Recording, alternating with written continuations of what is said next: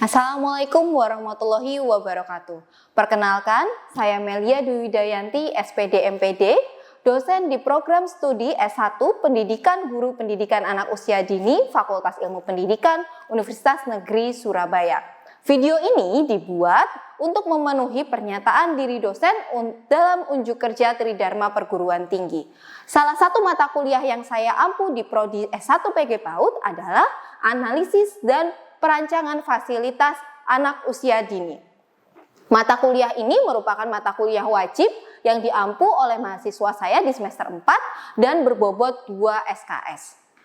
Mata kuliah ini mengkaji pengetahuan tentang menyiapkan lingkungan belajar baik di dalam sekolah maupun di luar sekolah, dan praktiknya dilakukan dengan perencanaan, penataan, pemanfaatan, dan perawatan untuk memberikan lingkungan perkembangan anak melalui cara yang tepat dengan menekankan kualitas lingkungan seperti keamanan, keselamatan, ramah anak, dan estetika.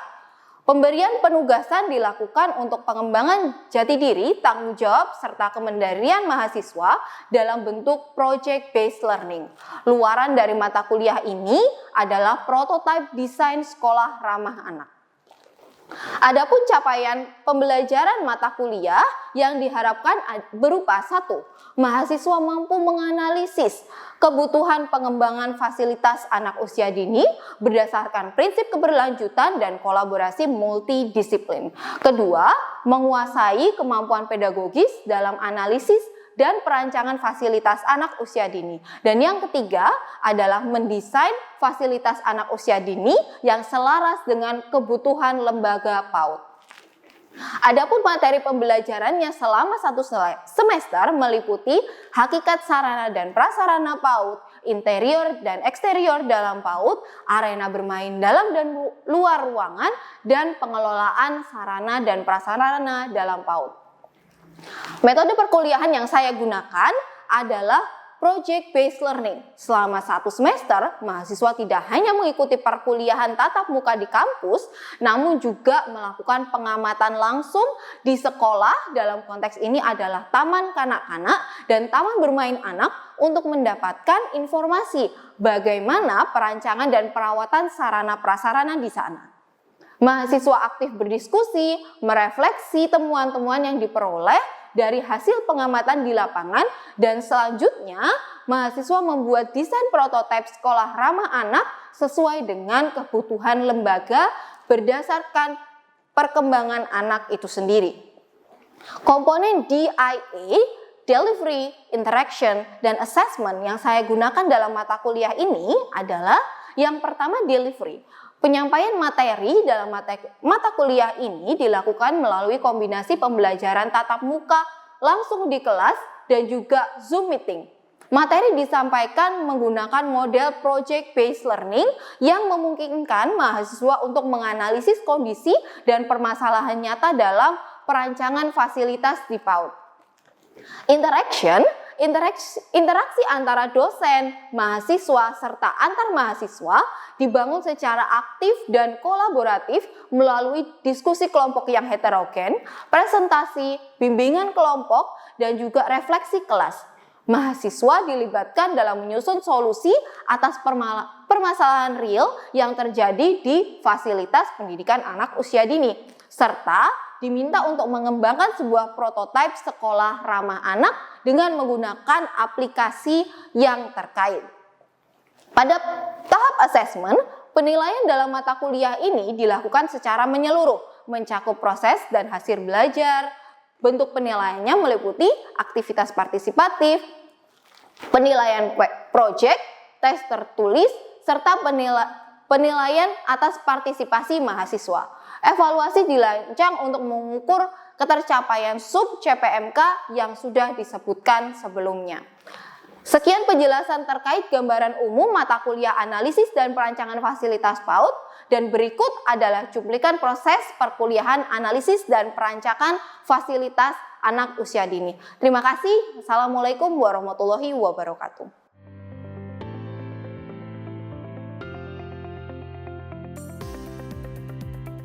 Bismillahirrahmanirrahim. Assalamualaikum warahmatullahi wabarakatuh.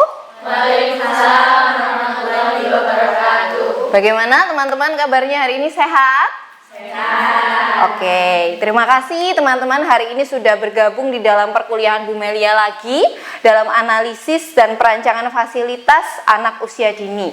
Teman-teman, hari ini kita sudah sampai di pertemuan ke-14. Tidak terasa sebentar lagi sudah selesai perkuliahannya. Nah, hari ini kita akan membahas tentang taman bermain. Di dalam kontrak perkuliahan kita yang sudah saya share dari awal perkuliahan itu, pada pertemuan 14 kita akan membahas tentang taman bermain, dan hari ini kalian perlu untuk menyampaikan bagaimana perkembangan rancangan prototipe di aplikasi SketchUp yang sudah saya sepakati. Betul? Oke, sebelum kita mulai mari kita berdoa terlebih dahulu teman-teman. Semoga hari ini lancar. Berdoa. Mulai.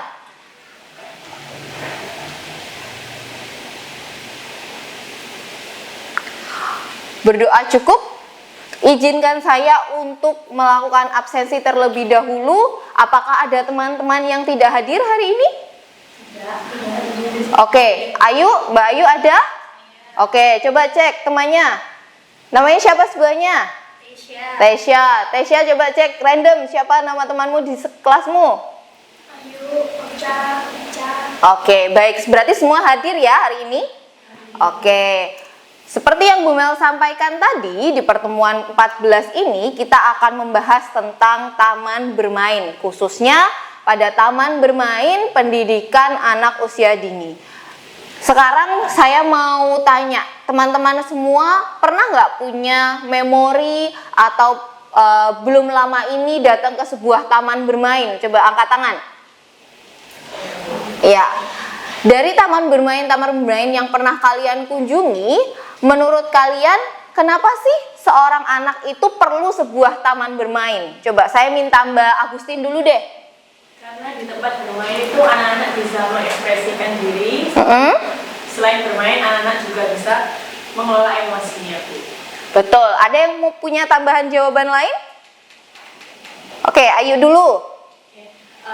Menurut saya perlunya anak ada taman bermain adalah karena anak-anak itu sejatinya semua aktivitas dalam kehidupan dia sehari-harinya adalah bermain. Nggak ada yang namanya belajar, nggak ada yang namanya apapun, karena dari bermain itu pun mereka mendapat semua pengalaman termasuk belajar dan ilmu terbaru. Oke. Terakhir dari Mbak Leli. Tentunya anak-anak akan meningkatkan keterampilan untuk bersosialisasi karena nantinya anak-anak berinteraksi dengan anak yang lain. Oke, bagus. Berarti ada 3 jawaban. Dari sini kita tahu bahwa yang namanya taman bermain itu sesuatu yang sangat esensial bagi anak kita. Karena kita mengenal konsep bermain sambil belajar, bukan belajar sambil bermain. Paradigmanya adalah anak-anak itu belajarnya itu dengan main gitu. Bukan kayak kita yang harus duduk, harus anteng terus. Sebagaimana yang sudah disampaikan di semester-semester sebelumnya, bahwa konsentrasi anak itu tidak lebih panjang dari 5 menit sampai 10 menit. Bayangkan mereka diminta untuk duduk tanpa main. Itu tidak akan menghasilkan pembelajaran yang mendalam. Nah, hari ini kita akan membahas tentang konsep taman bermain, prinsip taman bermain, dan manfaat taman bermain. Intinya ada 3 itu. Sebelum pembelajaran hari ini tentunya teman-teman sudah menerima materinya. Tapi bagi yang belum silahkan bisa di-scan. Di sini isinya buku tentang bagaimana mendesain sebuah playground untuk anak usia dini. Dan juga PPT Bu Melia yang hari ini saya presentasikan, kalian bisa dapatkan dari Google Drive tersebut. Jadi selama proses pembelajaran ini silahkan kalian sambil mengamati materi saya yang sudah saya share di sini, dan harapan saya tentunya kalian sudah belajar, gitu ya. Oke, sudah bisa di-scan semuanya? Sudah. Oke, sudah di-scan, bisa di-download ya. Oke, nah sebelum saya maju ke pertemuan kita pada hari ini, pertemuan 14 tentang taman bermain, saya mau ngecek dulu pemahaman kalian tentang apa yang sudah kita diskusikan di minggu lalu. Saya sudah membuat kuis untuk kalian, silahkan bisa di-scan.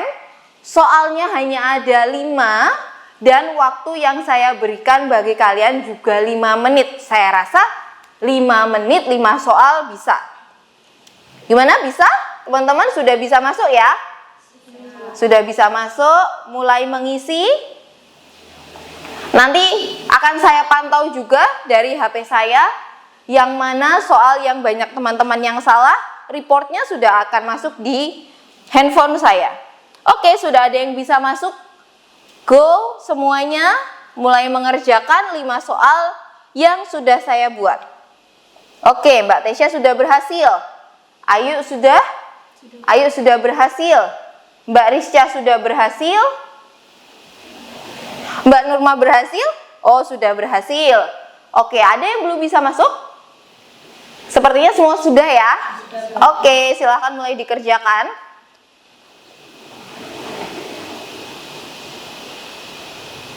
Oke, saya sudah lihat beberapa teman sudah masuk, mulai mengerjakan di nomor rata-rata nomor 1, nomor 2. Jangan terkecoh ya, ini kemarin sudah kita diskusikan loh.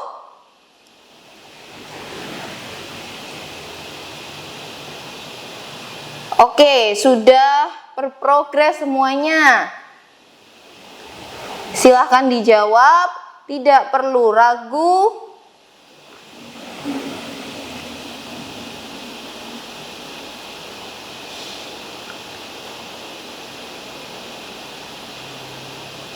Oke, ada yang sudah sampai nomor 3.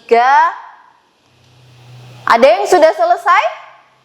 Saya pantau dari sini sudah ada yang selesai 1. Nanti kita lihat ya, apakah yang selesai duluan, nanti skornya paling tinggi atau tidak. Nanti kita bahas bersama. Bila ada soal yang dikira susah, silahkan diingat-ingat untuk nanti bisa kita bahas.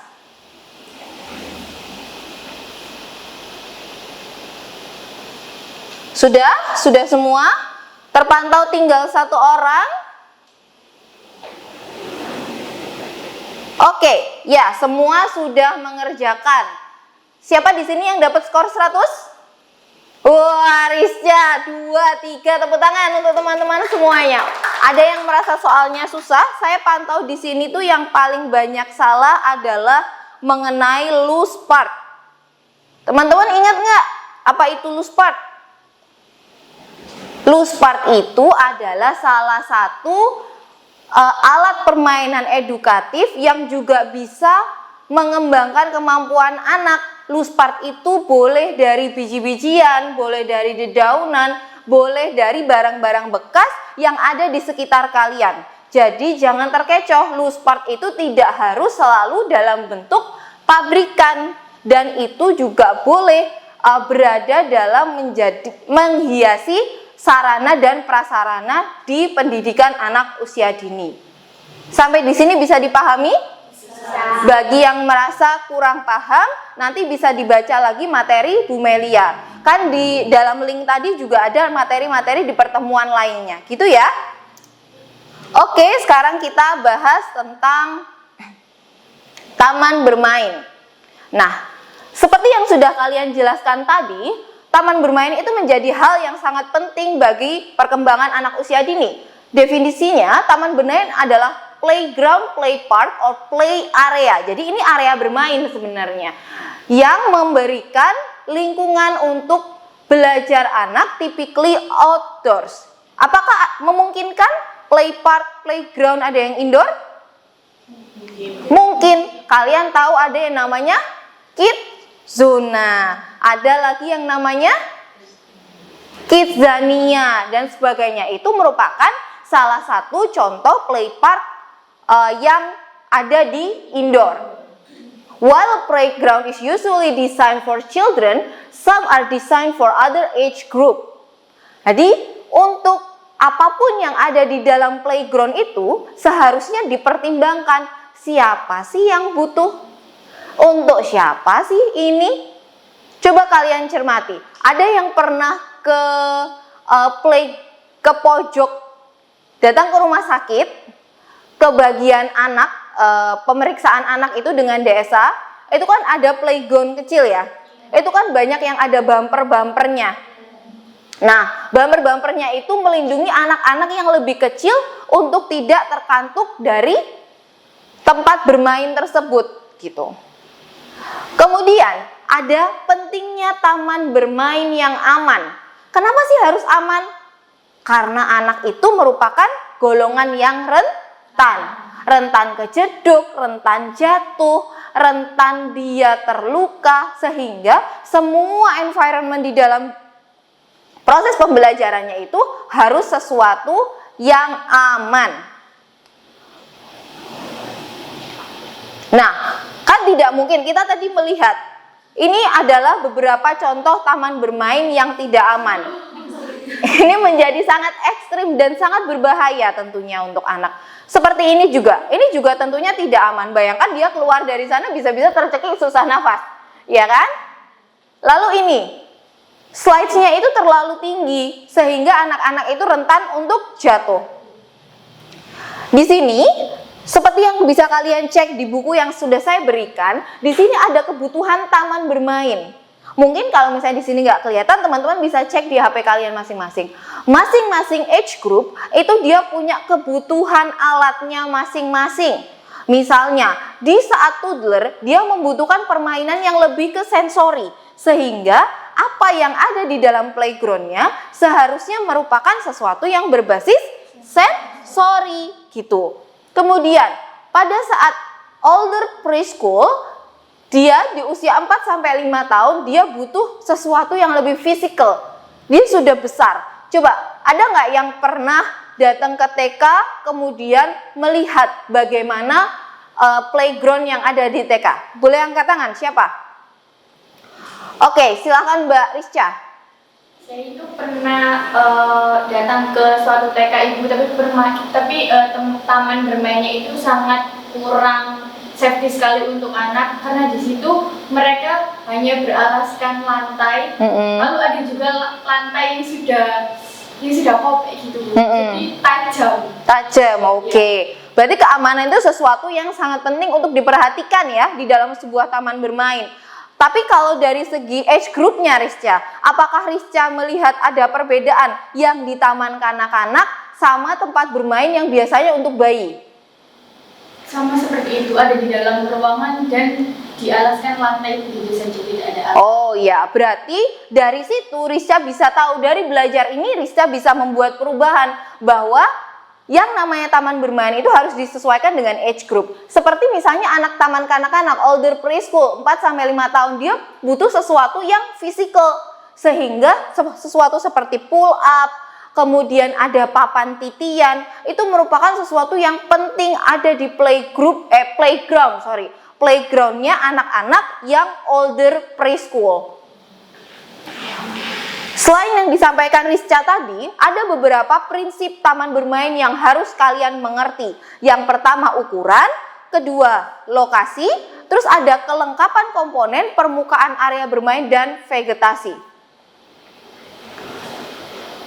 Ukuran taman bermain. Saya dulu sudah pernah menjelaskan ya teman-teman bahwa area bermain dalam ruangan itu ukurannya adalah 3 meter persegi. Tapi ini beda. Kalau di luar ruangan dia lebih ke 7 meter persegi. Supaya apa? Supaya anak itu bisa bergerak dengan nyaman. Kemudian ada lokasi. Bayangkan ada tempat bermain yang dekat dengan parit seperti ini. Kalau dia turun dari perosotannya, bisa ke samping, dia masuk ke cebur. Kan berarti ini menunjukkan urgensi sebuah lokasi yang aman. Termasuk yang disampaikan Rizca tadi bahwa kelas atau playground itu harus aman. Tidak boleh dekat dengan sesuatu yang tajam. Kemudian pentingnya pagar mati. Pagar mati itu pagar yang tidak bisa dibuka, yang memang benar-benar hanya pembatas. Sebaiknya yang namanya playground itu dijaga kan, depan katakanlah ada pintu, otomatis harus dijaga pintunya. Jadi jangan biarkan anak itu keluar tanpa pengawasan. Kemudian ini ada permukaan area bermain. Seperti yang disampaikan Rizca tadi yang merupakan contoh yang bisa kita perbaiki. Nah, perbaikannya bagaimana nanti akan diceritakan kelompoknya Rizca ya. Rizca hari ini bertugas untuk mempresentasikan hasil SketchUp-nya. Kemudian yang terakhir ada vegetasi. Kita bertanggung jawab untuk memberikan lingkungan yang nyaman kepada anak, pun termasuk memberikan lingkungan yang asri, sehingga vegetasi di dalam proses bermain anak di dalam playground itu menjadi penting. Mungkin begitu teman-teman apa yang saya jelaskan. Silahkan kelompoknya Rizca bisa maju dan menjelaskan hasil desain playground yang sudah dibuat. Monggo.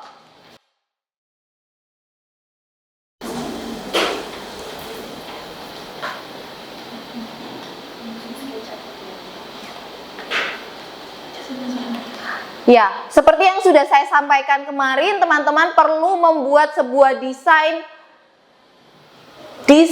dari taman bermain yang dibuat pada aplikasi SketchUp. Kita sudah pernah berdiskusi ya bagaimana cara menggunakan SketchUp itu. Ada yang kesulitan dalam prosesnya? Angkat tangan. Tidak ada? Oke, berarti semuanya sudah bisa. Nah, di sini Rizca akan mempresentasikan. Silakan Rizca. Baik, Assalamualaikum warahmatullahi wabarakatuh. Waalaikumsalam warahmatullahi wabarakatuh. Kami dari kelompok 7 akan mempresentasikan mengenai rancangan desain bangunan yang telah kami buat. Karena sebelumnya kami melakukan observasi di salah satu TK yang berada di Tanjung Surabaya dan menemukan beberapa kesenjangan dalam desain fasilitasnya.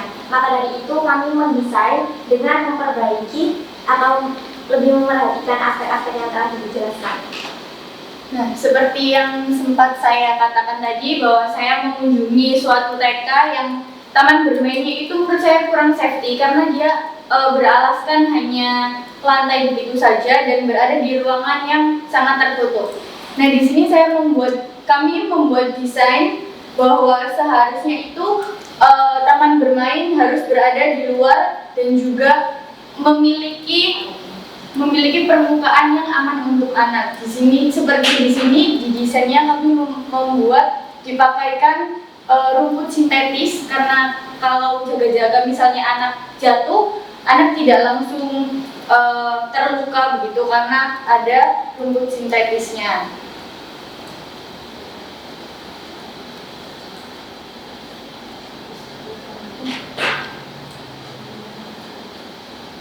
Oke, jadi ada permainan apa aja Rizca? Di sini kita beri untuk permainan yang ada di dalam ibu untuk sensori. Oke. Lalu ada juga yang untuk psikol tadi ada juga jungkat-jungkit. Ada jungkat-jungkit dan ada perosotan. Oke, berarti itu Rizca sudah berusaha untuk mengakomodir kebutuhan older preschool tadi ya Rizca ya, tentang 4-5 tahun yang membutuhkan gerak fisikal yang lebih banyak. Dari teman-teman mungkin ada saran atau ada pertanyaan berkaitan dengan desain yang sudah dihasilkan oleh kelompoknya Mbak Rizca? Silakan Mbak Ayu. Ya, terima kasih kesempatannya. Saya saran sih mungkin ya, kalau untuk perosotan itu karena beberapa sekolah yang saya temui juga masih kosong seperti itu. Nah, kemarin saya itu ketemu sama satu sekolah yang mana perosotan itu dikasih bak tapi isinya bantal. Jadi setiap selesai sekolah dikembalikan lagi, setiap sebelum anak-anak datang pun dipasang lagi. Kalau untuk jungkat-jungkit bawahnya itu ada ban gitu, itu untuk keamanan aja sih gitu. Kalau untuk rumputnya selama ini saya ada atau observasi di TK-TK juga menurut saya nggak bermasalah. Gitu sih. Oke, terima kasih. Ayo, ada yang mau mengajukan pertanyaan atau cukup? Mungkin sekarang saran dari Bu Melia ya. Yang pertama begini Rizca, kalau kita lihat dari komponen yang ada di sebuah sekolah, otomatis di area playground luar, ini sudah cukup bagus mengakomodir fisikalnya. Tapi, ini sekolahnya hanya TKA, TKB atau gimana Rizca? Hanya TKA dan TKB. Oke, kalau hanya TKA dan TKB, berarti kita perlu pertimbangkan luas dari playground itu sendiri. Kan saya sudah sampaikan bahwa 7 meter persegi untuk masing-masing anak. Berarti itu akan sekolah yang isinya 5 tentunya beda dengan 15 gitu ya. Nanti Rizca bisa memperbaiki desainnya dengan mempertimbangkan luasnya. Dan juga anak-anak itu kan butuh berbagai macam jenis stimulasi. Sehingga bukan hanya physical prosotan, juga dan sebagainya. Silakan di-explore. Kita punya itu di situ udah ada cungkan-cungkit, tapi belum ada papan titian, kemudian belum ada bak pasir, tapi sudah ada tempat cuci tangan. Itu bagus sekali. Baik teman-teman, terima kasih. Kelompoknya Rizca, terima kasih. Tepuk tangan untuk kelompoknya Rizca. Oke, teman-teman, pada dasarnya yang sudah kita pelajari hari ini adalah kita belajar mengenai taman bermain untuk anak usia dini. Sekarang saya mau coba untuk tanya, Mbak Nurul, taman bermain itu kenapa menjadi penting? Karena konsep dasar anak pada PAUD itu sendiri kan bermain sambil belajar. Anak juga perlu adanya sosialisasi dan interaksi dengan temannya. Karena itu taman bermain perlu. Oke, ada yang punya jawaban lain? Mbak Nita? Karena ini tempat bermain itu untuk mengungkapkan ekspresinya anak. Jadi ekspresinya anak itu melalui tempat bermain, bagaimana dia mengenai kesenangannya. Oke, bagus. Nah, tadi kita juga belajar dengan adanya prinsip-prinsip yang harus ada di dalam taman bermain. Salah satunya aman. Coba Mbak Nina, silakan Mbak Nina. Yang aman, prinsip yang aman tuh gimana menurut kamu? Yang menggunakan bahan yang safety buat anak, Bu. Seperti plastik kan nggak terlalu berbahaya untuk anak. Betul. Baik, pada dasarnya kita harus mempertimbangkan juga ukurannya. Ukurannya harus berapa meter? 7 meter persegi untuk per anak ya. Kemudian ada juga ini yang masih tampil vegetasi. Berarti harus ada pohon dan juga rumput untuk penyerapan juga. Kemudian ada juga tempat yang aman, benar tadi disampaikan. Karena anak itu merupakan orang yang rentan terluka. Begitu. Sampai di sini ada yang mau ditanyakan? Sudah cukup? Oke. Kalau sudah cukup, saya minta nanti teman-teman minggu depan untuk menyelesaikan hasil sketch up-nya, hasil maketnya minggu depan kelompoknya Ana yang presentasi ya. Oke. Terima kasih teman-teman semua sudah hadir dalam perkuliahan Bu Melia. Saya akhiri. Wassalamualaikum warahmatullahi wabarakatuh. Waalaikumsalam warahmatullahi wabarakatuh.